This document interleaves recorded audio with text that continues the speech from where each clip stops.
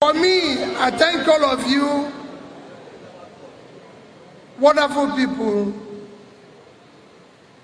As I've always said, and you maintain that, and that you are not running for president. You are running for president through us.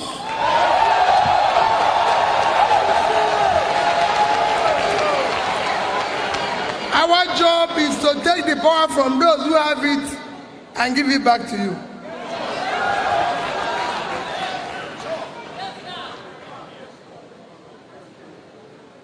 When he was speaking, I have nothing to add except to re-emphasize what he said. When he was speaking, he did say what I've always said. We have a country called Nigeria, but we don't have Nigerians. What we want to do is to create Nigerians. And the only way to create Nigerians is that we must make people to have hope in Nigeria. And the only way to have faith in Nigeria, and the only way to have faith in Nigeria is that there's hope in Nigeria. You're not asking for too much. This is a great country. God created this country, gave it everything that can make a country great. The only thing that is lacking is a simple thing called leadership.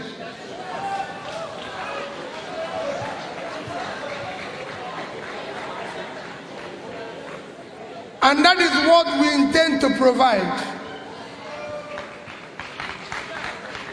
We're not trying to do something else. That is what Datti and I want to provide. Leadership. And he told you, we're not looking for anything.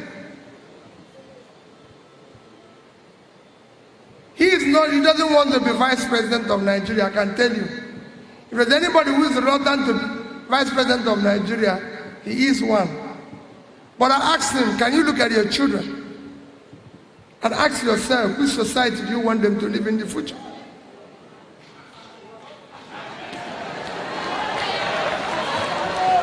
If you cannot build that future, who will build it for them? Nobody. Are they going to be with them anarchy? No. That is why we decided to get involved.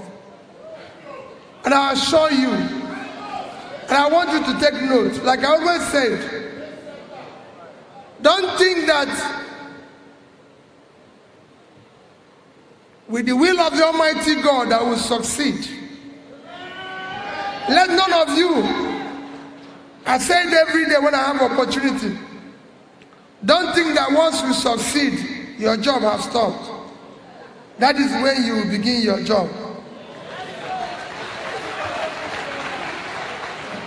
Because beyond 2023, we will no longer allow drivers that don't know where we are going.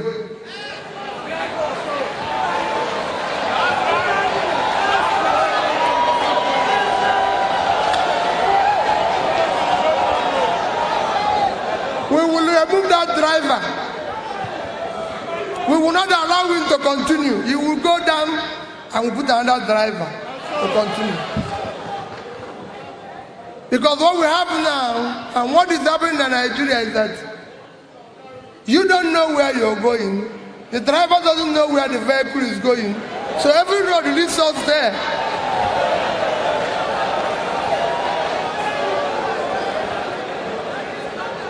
But we don't want to worry.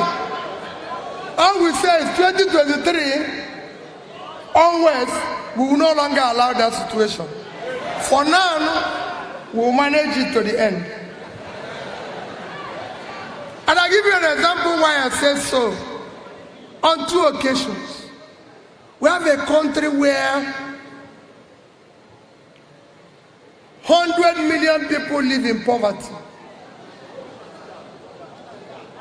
Where we have 33% unemployment. By the time you match it with unemployment, because when we talk about unemployment, these are people who don't have a job. If you look at the unemployment, you're talking about 60%. The number of people that are supposed to be working in Nigeria, being a country in quote of 200 million people, is supposed to be 120 million. 60% of your population are supposed to be productive. But as I speak to you, only about 47 million Nigerians are working. So 73 million Nigerians are not doing anything.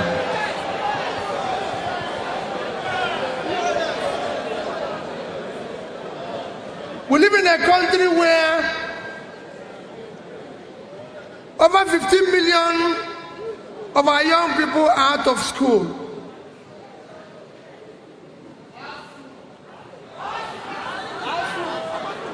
Today, the global average for tertiary institution intake is 38%.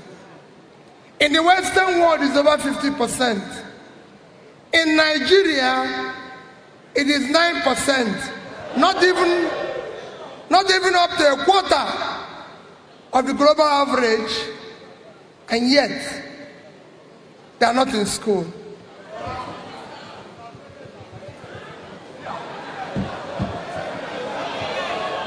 They cannot continue. And what people tell you, we live in a country where 200 million people exist only on 4,000 megawatts of electricity. And I tell you how bad it is. The second biggest country in this continent of Africa is South Africa. They generate as much as 50,000 megawatts of electricity. And just last week, the president of South Africa declared emergency on energy, on power generation, and said every citizen can generate up to 100 megawatts of electricity without license. They declared emergency. They already generate 50,000. They declared emergency, and people who are generating only 4,000, no emergency.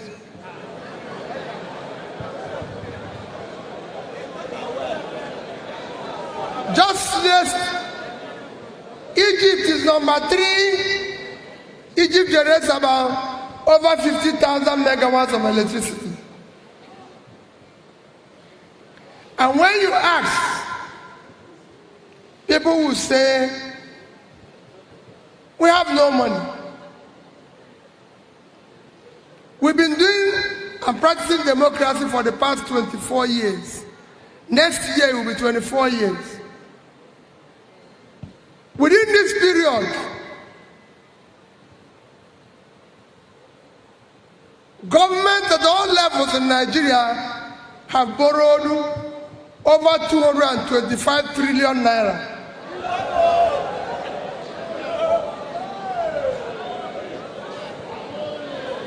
Let me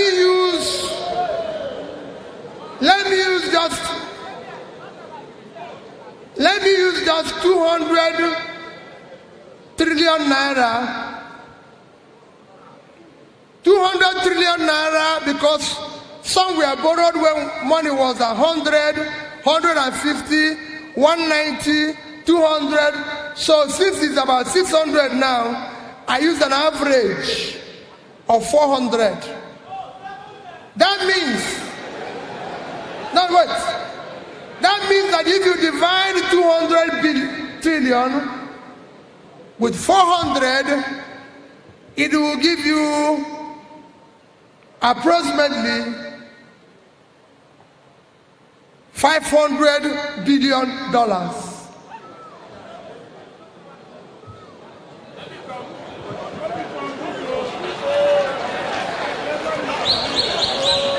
If you do that,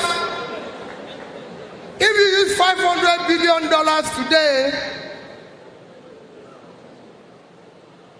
1/5 of it,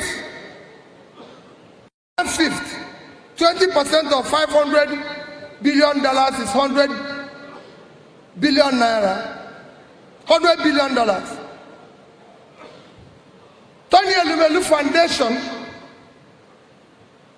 said, and you can go and verify, I'm not a part of Tony Elumelu Foundation. Tony Elumelu Foundation said that for every $5 million they give to, for every $5 million they give to entrepreneur, after 1 year, that entrepreneur creates 10 jobs. 10. That means if we are taking just 20% of the money we borrowed over the past 20 years, $100 billion, and shared it to 20 million entrepreneurs, it will be $5,000 each. And if they had created half the job Tony Elumelu said, it will be 5 times 20 million, it will be 100 million, there won't be unemployment in Nigeria.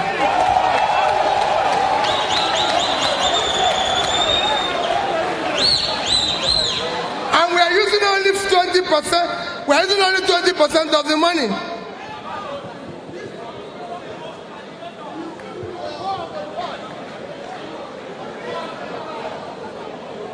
Now, again, we are generating 4,000 megawatts of electricity.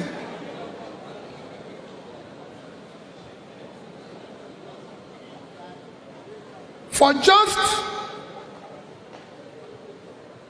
5% of the amount I mentioned as loan, 5%, we've used 20 to create jobs. 5% of it would have been $25 billion. $25 billion would have increased our power generation, transmission, distribution from 4,000 to at least 20,000 megawatts. If we have 20,000 megawatts of electricity today, we'll move our manufacturing from under 7% to above 12%, creating at least 5 million new jobs.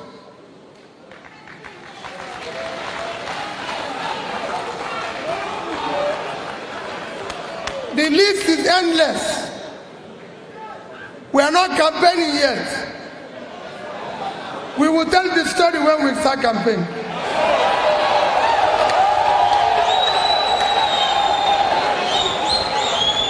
But I'm just telling you how bad things are. When we say we are going to move Nigeria from consumption to production, they said, yeah, Nigeria is not a producing country. Nigeria is one of the most talented, energetic youths on the surface of the earth.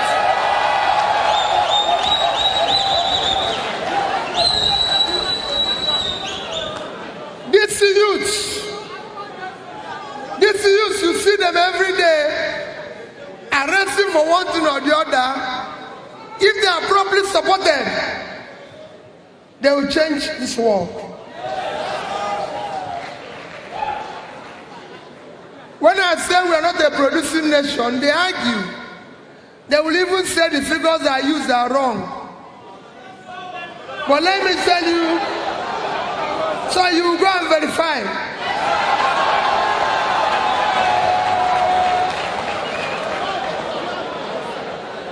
I said last year,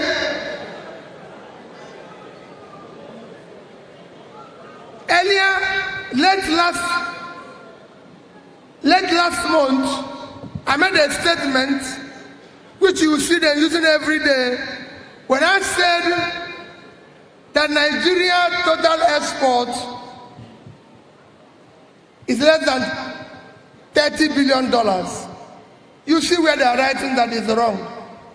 It is not wrong. Go to MBS, Nigerian Bureau of Statistics, released last year. Total export of Nigeria is 18.9 trillion. As at the date I made that statement, dollar was selling for about 650 naira. Go and divide 650 with 18.9, you give 29.something billion dollars. Go and verify it.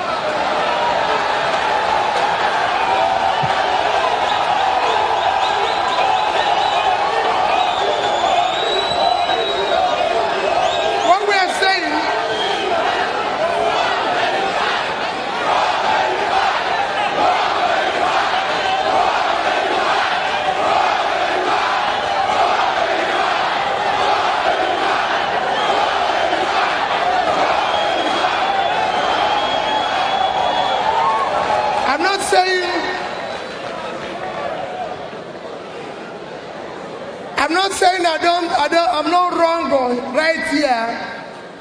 Wherever I'm wrong, I've apologized.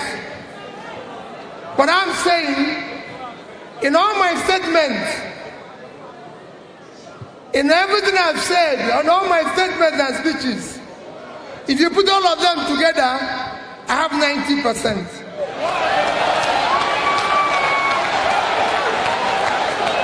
And if you score, that is a professor. If you score 90%, why are they looking for 10%?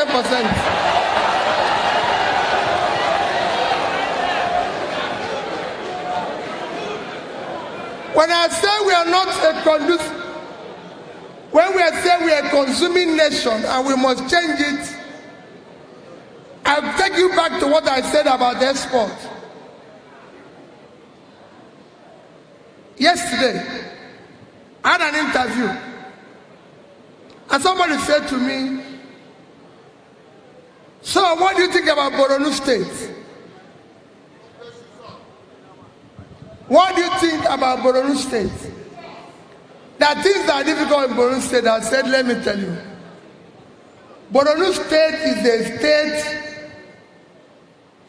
situated on 70,900 square kilometers of land.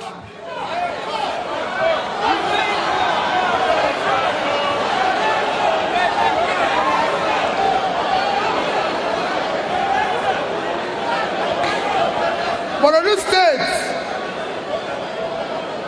I told him, Borno State,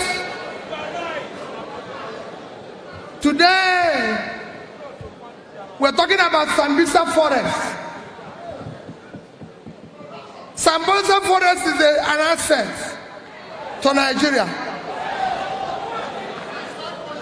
Because Sambisa Forest is twice the size of Israel. It is an agricultural land that can give us food.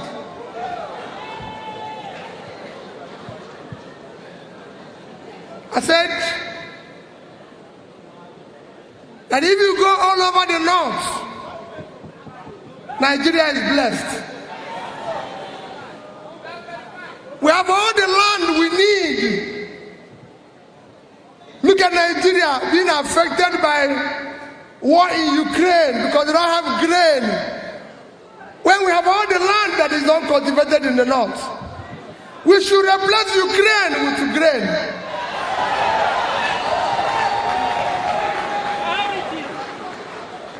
We are waiting to share the money from oil. How much do we generate from oil?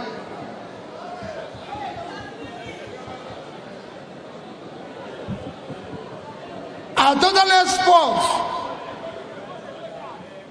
export as a country, like I said in 2021, is $30 billion, including oil.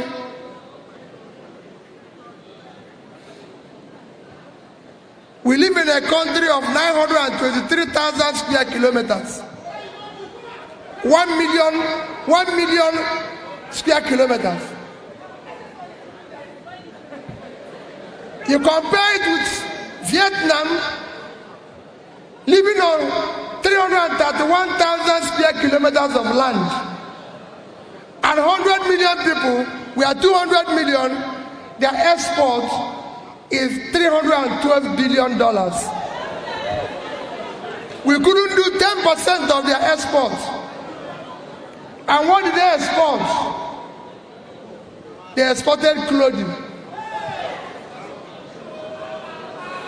Their clothing export is $32 billion, more than we exported including oil, clothing. They exported footwear. So all that he wants to do is very simple. To say to people in Niger, I met the governor of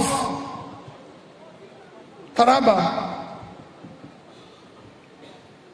on Sunday, and I repeated what I told him. I met the governor of Niger on Saturday, and I said, Governor, you live on 76.3 thousand square kilometers of land.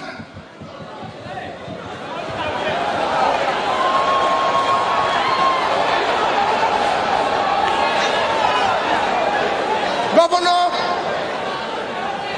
I said, Governor, that is 2.5 times. If you minus water, that is 2.5 times the country called Netherlands. That is what Niger State is. I said, Governor, you can't feed yourself. You can't feed the country. Netherlands last year, total food agricultural export is $120 billion. So if Niger